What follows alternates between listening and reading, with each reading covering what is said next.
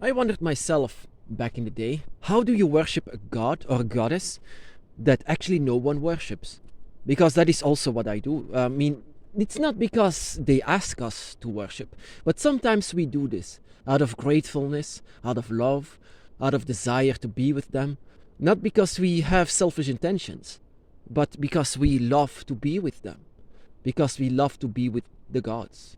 And so I worship also Tiamat. Tiamat is a goddess that I can dare to say no one else worships. And it's actually a shame, because she is all that you can see. Without her, there is no life. I actually, with worshipping Tiamat, worship nature and also the elements and life itself. I love life. You cannot even imagine how much I love life. And every time when I see and worship and feel Tiamat, I just feel life itself.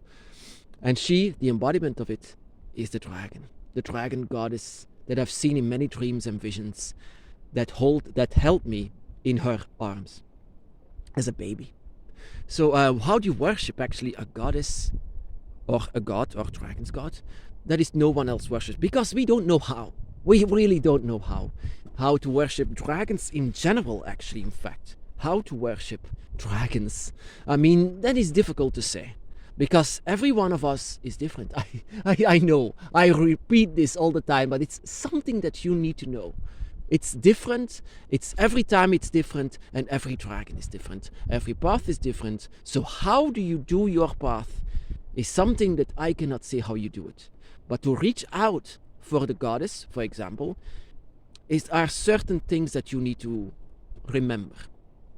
For example, you do not worship or call out or reach out for the gods for selfish reasons. If you do, then sometimes they will not respond to it. They will not, they are proud. They are very proud. The embodiment of nature is proud.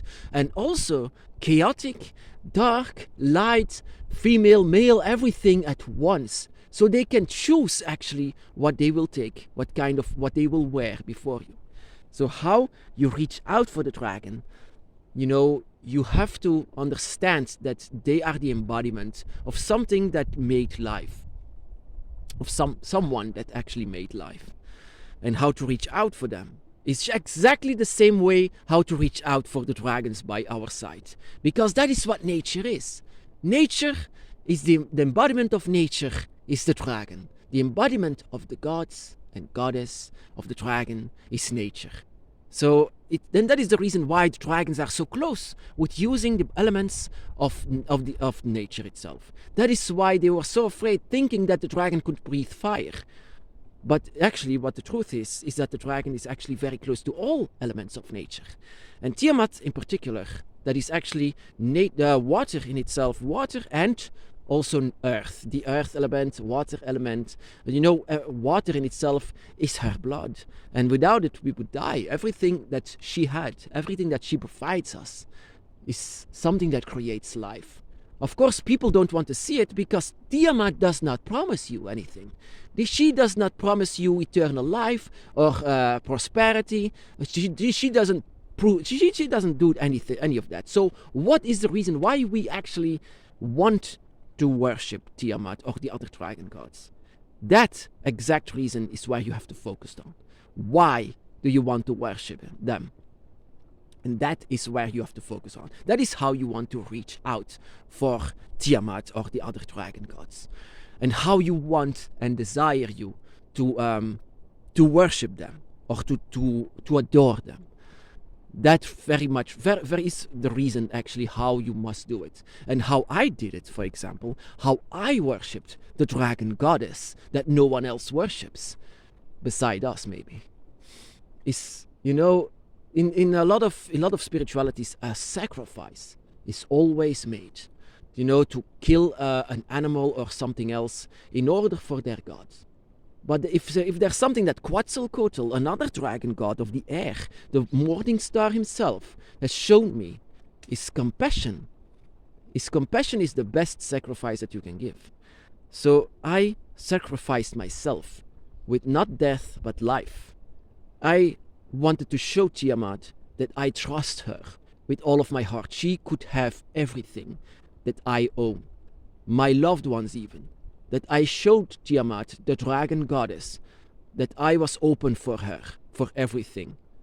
And that was with a lot of effect. So how do you worship the dragon goddess? With love, my brothers and sisters. I know it's a cliche, but how to worship the dragon gods in themselves is with love and desire. And not selfish desire. Desire for them. Desire for them to be with you.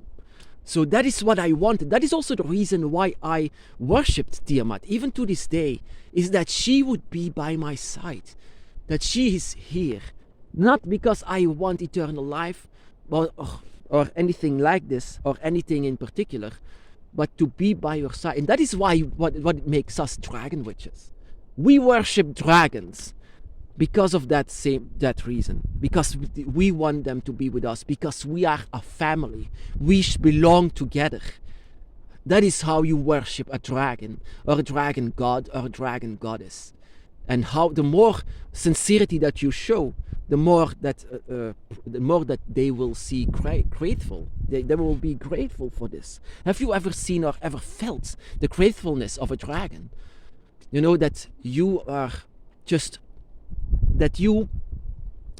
know that you want to be by their side. So how to worship dragon gods, or the dragon goddess in particular? So don't fall on your knees, or actually you can, of course. Like I said, it's not said. How you want to worship them is completely up to you. So, but show them what you feel for them. Show the Tiamat, for example, what you feel for them. And I felt a lot of things, you know. The reason for that is my dragon guardian. My dragon guardian opened up everything in my soul, and ever since then, I could feel Tiamat very, very well. Everywhere I go, the dragon is everywhere. Everywhere I could go, everywhere, everything in the air, in the earth, everywhere, the dragon was always with me. And I loved that. And my desire made me worship the dragon, but not in a way of worshipping that we should kneel down and always have being lesser than them, but worshipping in a way of love. And not being lesser than them. In every spirituality, not every spirituality, but most of the time in religions, you have to be lesser than God. Well, not on the dragon's path. You don't have to be lesser than God. You have to be on equal level. And that is also what Tiamat desires from you. That you are on equal level. And that you know that. Because Tiamat is like the mother of all dragons. So in a way, she is the mother of your soul. The mother of your spirit. And she's a very good mother. I can assure you that she's a very, very good mother. She looks after all of her children. And that is what you might feel as well. So if you wonder yourself how to worship something like this, or someone like this, a spirit like Tiamat, a goddess like Tiamat, you have to understand that she is like a mother. And that she does not ask you actually to kneel down or something like this. She only asks you to know that she's there. And once you do, you can show it to her. You can show her how much you love her. So I did this ritual to give everything to her. Everything that I own is for her. Of course, you don't have to do the same. But that is how I felt. That is how I felt. I felt so protected by her. Like she was wrapping her wings around me. And I was not feeling worthy that she did this. But the dream that I had from her, that she held me as a human baby in her hands, floating over the greenery of the forests. Oh, my goddess. That in particular is enough reason actually for me to worship her energy, to worship her presence. Because that is what it does. When you worship Tiamat or the other dragon gods, you desire their presence with you. And that is the entire point of being a dragon witch. Nothing else. Of course, you are a powerhouse. Your energy is pure power. Your energy is pure from nature. So with everything that you have, for example, for your emotions and feelings, it's going to be a power plant that you have. Because of this, because you are inside of a circle of dragons, because your energy is draconic, and you opened it up. But yeah, a lot of people wonder themselves how to worship a dragon, or how to worship the dragon god, or the dragon goddess. Just express your feelings. Express it to them. Don't expect anything from it. Don't expect like something magical is going to happen. Don't expect anything. Let it come to you. Let everything come to you. And don't expect like that is a lot of in a lot of religions, that is the mistake that they make. They expect things. They expect from worship that you grant from something in return. Well, don't expect anything. Every time when I worshipped Tiamat, I just felt good. I just felt alive. And that is the feeling that you should have. That is your reward from worshipping the dragon goddess. That you feel well, that you feel good with it, that you just sleep better now that you did this. That is also my reason why I did this.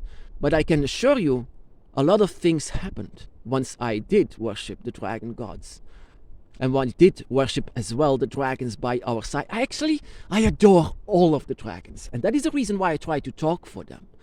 I talk for your dragon, to open up for them.